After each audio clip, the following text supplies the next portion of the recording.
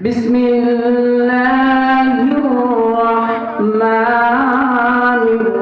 الرحيم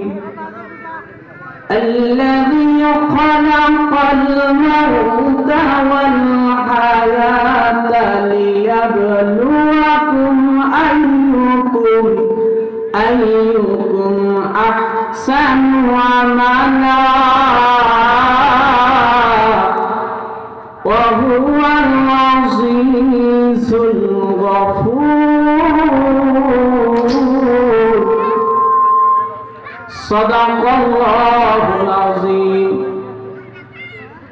قال النبي صلى الله عليه وسلم الدنيا سجن المؤمنين وجنات الكافرين আলহামদুলিল্লাহ আল্লাহ তাআলার দরবারে সর্বপ্রথম শুকরিয়া আদায় করি সকলে বলি আলহামদুলিল্লাহ আল্লাহ পাক রব্বুল আলামিন বলেন লা ইন শাকারতুম লা আযীদান্নাকুম ওয়া লা ইন কাফারতুম ইন্না আযাবি লাশাদীদ যে ব্যক্তি আমি আল্লাহ তাআলার নিয়ামত পাওয়ার পরে নিয়ামতের শুকরিয়া আদায় করে আমি রব্বুল আলামিন তার নিয়ামতকে বৃদ্ধি করে দেই আর যে ব্যক্তি নিয়ামত পাওয়ার পরে নিয়ামতের শুকরিয়া আদায় করে না আমি রব্বুল আলামিন ওই বান্দার কাছ থেকে তার নিয়ামতকে কেড়ে নিয়ে কঠিন আযাবের মধ্যে গ্রেফতার করি। যে নবীর কারণে আল্লাহ পাক রব্বুল আলামিন আসমান জমিন চন্দ্র সূর্য গ্রহ তারা সাততম আসমান সৃষ্টি করলেন সেই মানবতার মুক্তিদূত দুজাহানের বাদশা হুজুরে আকরাম সাল্লাল্লাহু আলাইহি সাল্লামের পাক রে সোনার মদিনাতুল মুনাওয়ারার মধ্যে আমরা দুরূদ ও সালাম পাড়ি দেই সকলে সাল্লাল্লাহু আলাইহি ওয়াসাল্লাম। আল্লাহ পাক রব্বুল আলামিন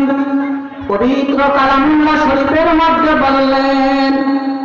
আল্লাযী খালাকাল মাউতা আমি রব্বুল আলামিন তোমাদেরকে মউত দিয়ে সৃষ্টি করেছি ওয়াল হায়াতা আমি তোমাদেরকে হায়াত দিয়েছি। যেখানে সর্বপ্রথম বলার কথা ছিল হায়াতের কথা সেখানে আল্লাহ পাক রব্বুল আলামিন মউতের কথা বললেন আল্লাযী খালাকাল মাউতা আমি রব্বুল আলামিন তোমাদেরকে মউত দিয়ে সৃষ্টি করেছি ওয়াল হায়াতা তারপরে হায়াতের কথা বললেন লিয়াবলুয়াকুম আমি রব্বুল আলামিন তোমাদেরকে দুনিয়ার জমিনের মধ্যে পরীক্ষা নিব আইয়ুকুম আহসানু আমালা তোমরা দুনিয়ার মধ্যে উত্তম রেজাল্ট করবা ওয়া হুয়াল আজিজুল গফুর আমি রব্বুল আলামিন তোমার এই পরীক্ষার বিনিময়ে জীবনের গুনাহ খাতাগুলো মাফ করে দিব। আল্লাহ পাক রব্বুল আলামিন সূরা বাকারার 2 নম্বর আয়াতের মধ্যে বললেন যালিকাল কিতাবু লা রাইবা ফীহি এই কিতাবের মধ্যে কোনো সন্দেহ নাই কোনো ভুল নাই কোনো ত্রুটি নাই। এই কিতাব এমন একটি কিতাব এই কিতাবের মধ্যে কোনো ত্রুটি নাই কোনো বিচ্যুতি নাই। আল্লাহ পাক রব্বুল আলামিন অন্য আয়াতের মধ্যে বলেন ইন্না নাহনু নাযালনা যিকরা ওয়া ইন্না লাহু লাহাফিজুন আমি রব্বুল আলামিন এই কোরআন শরীফকে দুনিয়ার মধ্যে অবতীর্ণ করেছি আর এই কোরআন শরীফকে হিফাজত করার দায়িত্ব আমি আল্লাহ রাব্বুল আলামিন নিয়েছি। আল্লাহ পাক রব্বুল আলামিন বলেন আইনা মা তাকুনু ইদরিকুমুল মাউত ওয়ালাউ কুনতুম ফি বুরুজিন শাহীদা আল্লাহ পাক রব্বুল আলামিন বললেন যার মরণ যখন এক সেকেন্ড আগে হবে না এক সেকেন্ড পরে হবে না নির্ধারিত সময়ের মধ্যে আপনার আমার মরণ এসে যাবে। এই জন্য আল্লাহ পাক রব্বুল আলামিন বলেন কুল্লু নাফসিন যায়িকাতুল মাউত পৃথিবীর মধ্যে মানুষ আল্লাহকে মিথ্যা বলতে পারে নবীকে মিথ্যা বলতে পারে রাসূলের হাদিসকে মিথ্যা বলতে পারে কোরআনকে মিথ্যা বলতে পারে পারবে না, পারবে না, পারবে না। আল্লাহ পাক রব্বুল আলামিন বললেন, যার রূহ আছে তার মৃত্যু হবেই, হবেই হবে। মৃত্যু থেকে কেউ বাঁচতে পারবে না, পারবে না, পারবে না। আল্লাহ পাক রব্বুল আলামিন অন্য আয়াতের মধ্যে বললেন, ইয়া আইয়ুহাল্লাযীনা আমানু তাকুল্লাহ হাক্কা তুকাতি ওয়া লা তামুতুন্না ইল্লা ওয়া আনতুম মুসলিমুন। হে ঈমানদারগণ, তোমরা অতক্ষণ পর্যন্ত মৃত্যুবরণ করিও না যতক্ষণ পর্যন্ত পুরোপুরি মুসলমান না হবা। স্বেচ্ছাসেবক ভারতের দৃষ্টি আকর্ষণ করছি, আপনারা এদিক সেদিক ঘোরাঘোরা। আল্লাহ পাক রব্বুল আলামিন বললেন, ইয়া আইয়ুহাল্লাযীনা আমানু তাকুল্লাহ, হে ঈমানদারগণ, তোমরা আল্লাহর মতো ভয় করো, ভয় করার মতো ভয় করো। ওয়া লা তামুতুন্না ইল্লা ওয়া আনতুম মুসলিমুন, তোমরা অতক্ষণ পর্যন্ত মৃত্যুবরণ করিও না, করিও না যতক্ষণ পর্যন্ত পুরোপুরি মুসলমান না হবা। যারা ঈমানদার হবে গো আর যারা বদকার হবে তাদের মৃত্যুর সময় এত কষ্ট দেওয়া হবে। যারা ঈমান আনবে, যারা ঈমানের সহিত মৃত্যুবরণ করবে,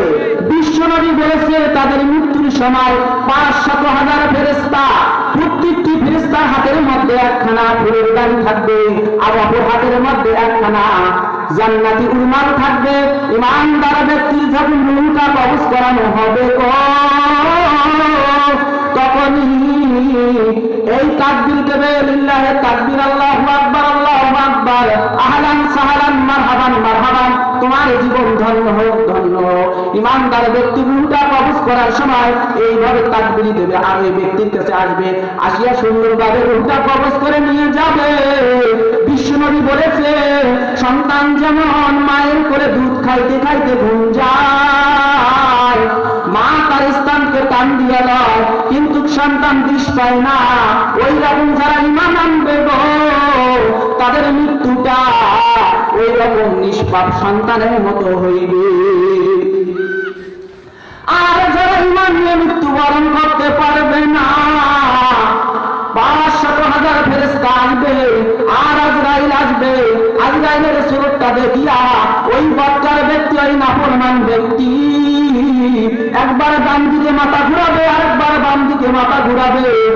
আর ভয় করবে। বিশ্বনবী বলেছে, যখন যখন কোন বদকারের রূহটাকে কবজ করানো হবে, আজরাইল আলাইহিস সালামের মাথাটা থাকবে আসমানে আর পা দুটো থাকবে জমিনে, এই রকম আকৃতি নিয়ে আসবে। আর বিশ্বনবী বললেন, আজরাইলের প্রত্যেকটা পশমের গোড়া দিয়ে ৭০টা করে আগুনের জিভা প্রবাহিত হবে গো, আর প্রত্যেকটা পশম গুলা হবে ময়না কাটার মতো খাড়া,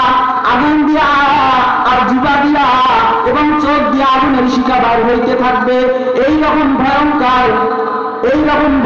চেহারা নিয়ে বদকার ব্যক্তির সামনে আসবে। আর বদকার ব্যক্তি যখন এইরকম রূপ আজরাইলের দেখতে পাইবে, সঙ্গে সঙ্গে ওই ব্যক্তিটা ভয়ে থরথর করে কাঁপবে।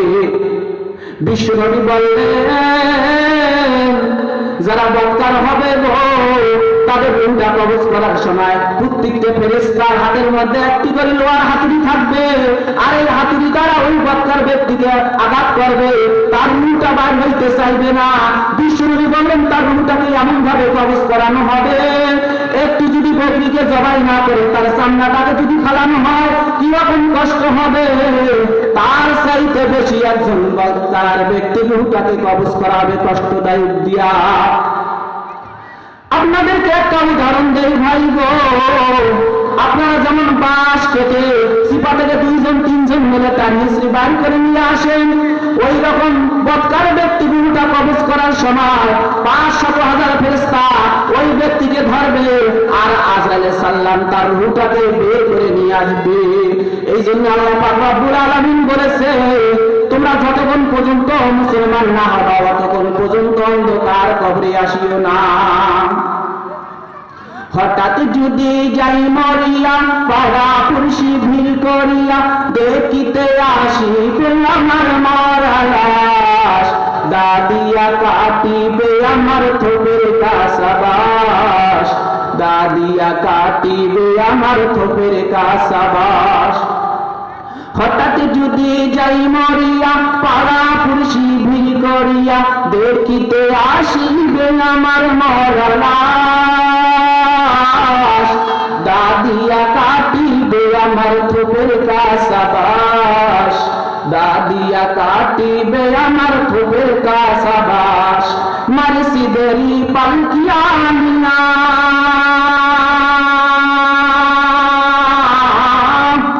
উঠানে তুলিয়া নাকে কানে দিবে তুলা দিবে ঢাকিয়া হায়রে নাকে কানে দিবে তুলা দিবে ঢাকিয়া মরণের কথা মানুষ স্মরণ করো না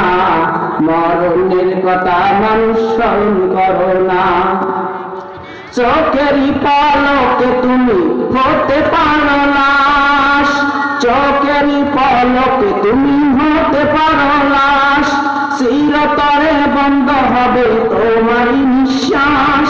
তোমারই নাম এলান হবে তোমারই নাম এলান হবে মসজিদের মাইকে বাড়িওয়ালা নাই রে বাড়ি নাই রে দুনিয়াতে বাড়িওয়ালা নাই রে বাড়ি নাই রে দুনিয়াতে যারা ঈমান আনবে আর ঈমানের সহিত মৃত্যুবরণ করবে আল্লাহ পাক রব্বুল আলামিন সূরা কাহাফের মধ্যে বলেন ইন্নাল্লাযীনা আমানু ওয়া আমিলুস সালিহাতি কানাত লাহুম জান্নাতুল ফিরদাউসি নুজিলা যারা ঈমান আনবে দুনিয়ার মধ্যে নেক আমল করবে তাদের জন্য রয়েছে জান্নাতুল ফিরদাউস আল্লাহ পাক রব্বুল আলামিন অন্য আয়াতের মধ্যে বললেন ইন্নাল্লাযীনা আমানু ওয়া আমিলুস সালিহাতি উলাইকা আসহাবুল জান্নাহ আর যারা আমলে সালিহা করবে তাদের জন্য রয়েছে জান্নাত আমাদেরকে সকলকে যে কথাগুলো হলো এই কথা অনুযায়ী সকলকে বুঝে শুনে আমল করার মতো তৌফিক দান করুন সকলে বলে আমিন আমার সংক্ষিপ্ত সময়ের মধ্যে যতটুকু আলোচনা করেছি বক্তা এবং শ্রোতা সকলকে আমল করার মতো তৌফিক এনায়েত করুন যদি কেউ আমার ওয়াজ শুনতে চান সাধারণ জীবন হাফেজ মোহাম্মদ মেহেদী হাসান ফরাজি বলেই সার্চ দিলেই পাবেন ইনশাআল্লাহ এই বলে আমার কথা এখানে শেষ করলাম ওয়াল আখিরু দাওয়ানা আলহামদুলিল্লাহি রাব্বিল আলামিন আসসালামু আলাইকুম ওয়া রাহমাতুল্লাহি ওয়া বারাকাতুহু